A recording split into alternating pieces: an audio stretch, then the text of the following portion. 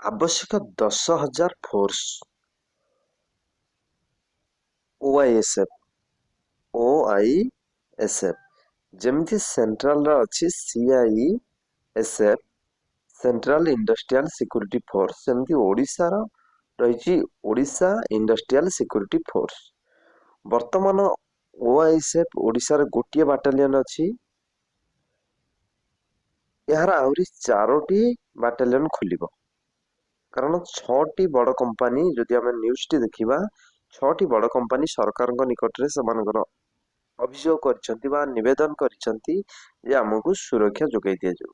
Private ଯୋଉ security ସଂସ୍ଥା ମାନେ ସୁରକ୍ଷା ଯୋଗାଉଛନ୍ତି ସେମାନଙ୍କ ଠାରୁ ଓଡ଼ିଶା ଗଭର୍ଣ୍ଣମେଣ୍ଟର OISF ବହୁତ ଭରସା ଯୋଗ୍ୟ ଏବଂ ବହୁତ ଦକ୍ଷ। ତେଣୁକରି କମ୍ପାନୀ ମାନେ ଚାହୁଁଛନ୍ତି ଯେ ଓଡ଼ିଶା ଇଣ୍ଡଷ୍ଟ୍ରିଆଲ ସିକ୍ୟୁରିଟି ଫୋର୍ସକୁ ନିଜ କମ୍ପାନୀରେ ସୁରକ୍ଷା ଦାୟିତ୍ୱରେ ନିୟୋଜନ କରିବାକୁ। ଯଦି OISF ର ଗୋଟିଏ ବାଟାଲିୟନ ବର୍ତ୍ତମାନ କାମ କରୁଛି, ସେଥିରେ ପାଖାପାଖି 1390 ଜଣ କର୍ମଚାରୀ କାର୍ଯ୍ୟ କରୁଛନ୍ତି।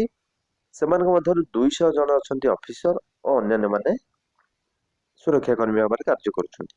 ସେଭଳି ଯଦି 4ଟି ବାଟାଲିୟନ ଖୋଲେ,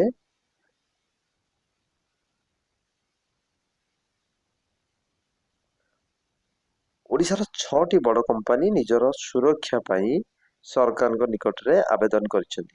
ଏଥିପାଇଁ କେତେ ଫୋର୍ସ ଦରକାର ନା 10,000 ଫୋର୍ସର ଆବଶ୍ୟକତା ରହିଛି। Odisha police OISF Odisha industrial security force ଦରକାର। ଘରୋଇ କମ୍ପାନୀ ଗୁଡ଼ିକୁ ସୁରକ୍ଷା ଯୋଗାଉଥିବା ବେଳେ OISF ନିକଟରେ ମାତ୍ର ଗୋଟିଏ ବାଟାଲିୟନ ରହିଛି, ଯୋଉଥିରେ କି 1390 ଫୋର୍ସ କାମ କରୁଛନ୍ତି।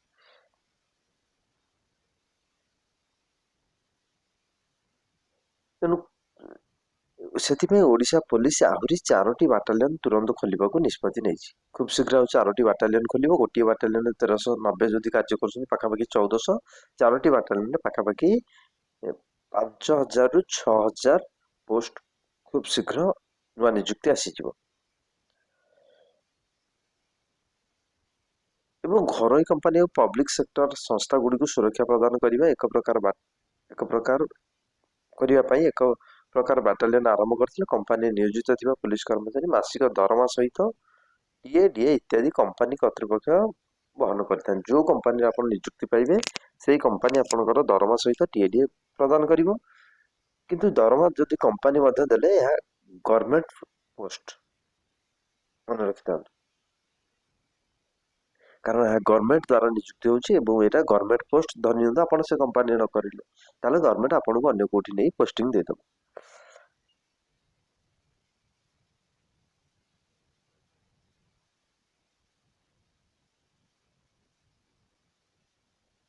ଏଥିପାଇଁ ଯୋଉ 10,000 ପୋଲିସ କର୍ମଚାରୀ ଆବଶ୍ୟକ ରହିଥିବା ଦର୍ଶାଇଛନ୍ତି, କିନ୍ତୁ ସରକାର ନିକଟରେ ରହିଥିବା ଗୋଟିଏ ବାଟାଲିୟନ ପୋଲିସ କର୍ମଚାରୀ ଏବେ ହୀରାକୁଦ ଡ୍ୟାମ MCL ବ୍ୟତୀତ 15ଟି ବଡ଼ କମ୍ପାନୀ ନିୟୋଜିତ ଅଛନ୍ତି। ବର୍ତ୍ତମାନ ଯୋଉ 1390 OISF ଅଛନ୍ତି, ସେମାନେ ଏଇ ସବୁ କମ୍ପାନୀ ବା ହୀରାକୁଦ ଡ୍ୟାମ ଏଭଳି ବଡ଼ ବଡ଼ ଜାଗାରେ କାର୍ଯ୍ୟ କରୁଛନ୍ତି।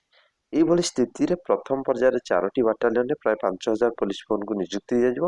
ଏମାନଙ୍କୁ ଅନୁଗୁଳ, ସମ୍ବଲପୁର, କେନ୍ଦୁଝର, ମୟୂରଭଞ୍ଜ ନିୟୋଜନ କରାଯିବାକୁ ଲକ୍ଷ୍ୟ ରହିଛି।